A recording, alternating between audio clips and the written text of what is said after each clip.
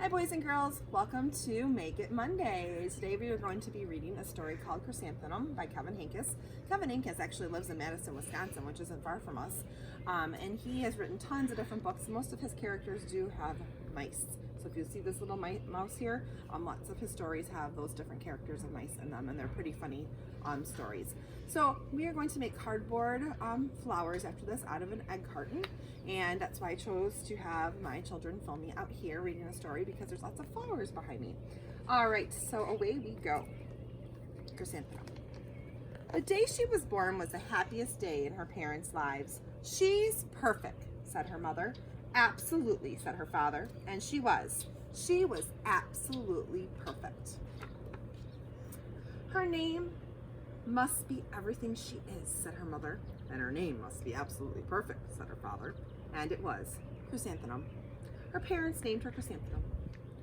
Chrysanthemum grew and grew and grew, and when she was old enough to appreciate it, Chrysanthemum loved her name.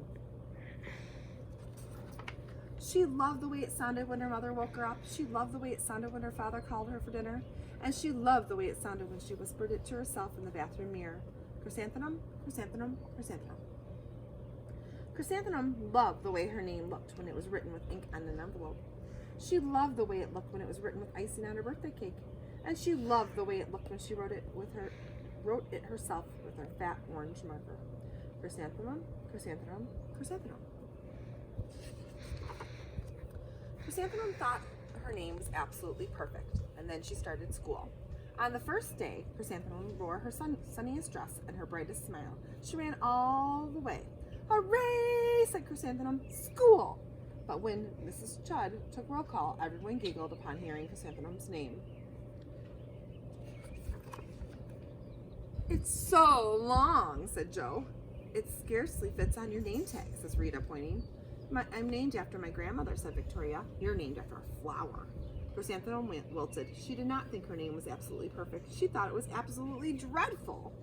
The rest of the day was not much better. During nap time, Victoria raised her hand and informed Mrs. Chudd that Chrysanthemum's name was spelled with 13 letters.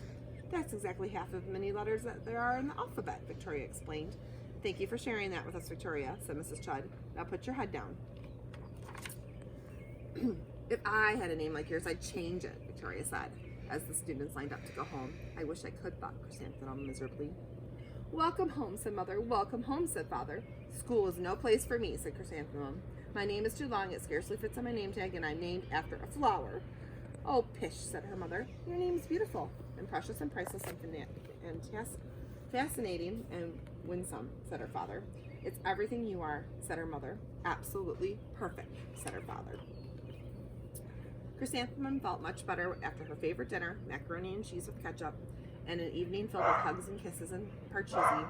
That night, Chrysanthemum dreamed that her name was Jane. It was an extremely pleasant dream. The next morning, Chrysanthemum wore her most comfortable jumper. She walked to school as slowly as she could. She dragged her feet in the dirt. "Chrysanthemum, Chrysanthemum, Chrysanthemum," she wrote. "She even looks like a flower," said Victoria as Chrysanthemum entered the playground. "Let's pick her," said Rita, pointing. "Let's smell her," says Joe. Chrysanthemum wilted. She did not think her name was absolutely perfect. She thought it was absolutely dreadful. The rest of the day was not much better. During nap time, Victoria raised her hand and said, "Chrysanthemum is a flower. It lives in a garden with worms and other dirty things." "Thank you for sharing with us, Victoria," said Mrs. Chudd. "Now put your head down." "I just can't believe your name," Victoria said as the students lined up to go home. "Neither can I," thought Chrysanthemum miserably. "Welcome home," said her mother. "Welcome home," said her father. "School is no place for me," said Chrysanthemum. "They said I even look like a flower. They pretended to pick me and smell me." "Oh, pish," said her mother. "They're just jealous, and envious and begrudging and discontented and jaundiced," said her father. "Who wouldn't be jealous of a name like yours?" said her mother. "After all, it's absolutely perfect," said her father. Chrysanthemum felt a trifle better after her favorite dessert, chocolate cake with buttercream frosting, and another evening filled with hugs and kisses and parcheesi. That night, Chrysanthemum dreamed that she really was a chrysanthemum. She sprouted leaves and petals. Victoria picked her and plunked her the leaves and petals one by one until there was nothing left but a scrawny stem. It was the worst nightmare of Chrysanthemum's life. Chrysanthemum wore her outfit with the pockets that next morning. She loaded the pockets with her most prized possessions and her good luck charms. Chrysanthemum took the longest route possible to school. She stopped and stared at each and every flower. Chrysanthemum, chrysanthemum, chrysanthemum, the flowers seemed to say. That morning, the students were introduced to Mrs. Twinkle, the music teacher. Her voice was like something out of a dream, as was everything else about her. The students were speechless. They thought Miss Twinkle was an incredible wonder. They went out of their way to make a nice impression. Mrs. Twinkle led the students at scales. She assigned their roles for the class musical. Victoria was chosen as the dainty fairy queen. Rita was chosen as the spiffy butterfly princess. Jo was chosen as the all-important pixie messenger. And Chrysanthemum was chosen as a daisy. Chrysanthemum is a daisy, chrysanthemum is a daisy, Jo, Rita, and Victoria chanted, thinking it was wildly funny. Chrysanthemum wilted.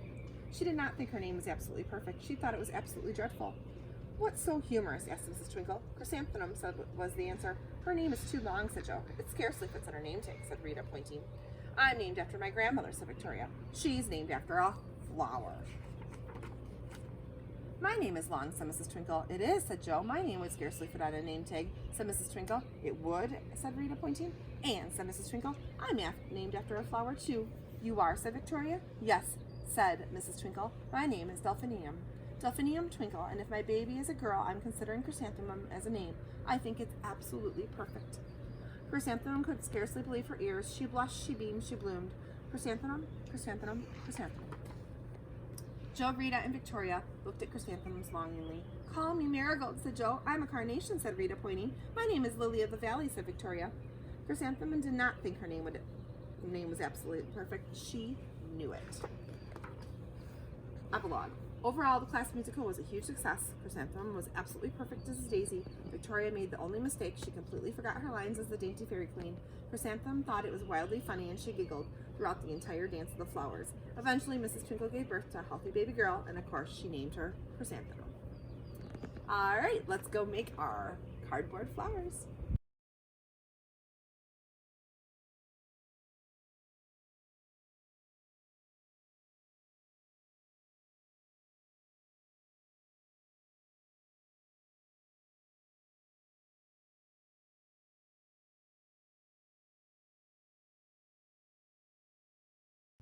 All right, so you're going to take your egg carton and you are going to cut with your scissors a group of 4 out. You don't want to cut them out individually. You want to cut them out as one giant group. So once it's cut out, you might have a little scrap at the end that you'll use your scissors to cut that little edge off to make it look kind of like a big flower. If you have a hard time with cutting the cardboard, ask an adult. It is a little tougher. You're going to need to probably use big people scissors.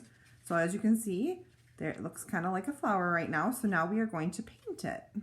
All right, as you paint, you're going to paint the inside, and we are going to try kind of like a tie-dye swirly technique.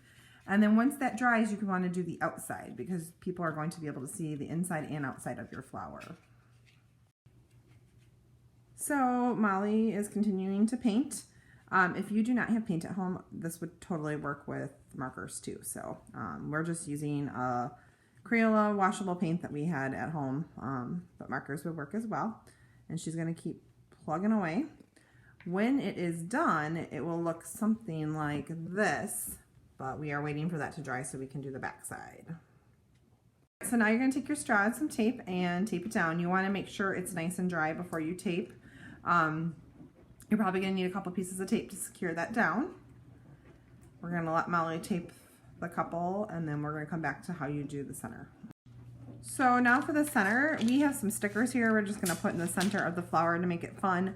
If you have pom-poms or gems or anything else creative that you could think of to put in the center of your flower, you can do that. And Molly is going to show you the flower, and then we will show you our final masterpiece in a second. All right, here are 2 of our finished flowers. The straws are a little tricky to get taped on. I did do some stapling. You might need to use a shish kebab skewer or a chopstick. That might work a little bit better. All right, have fun.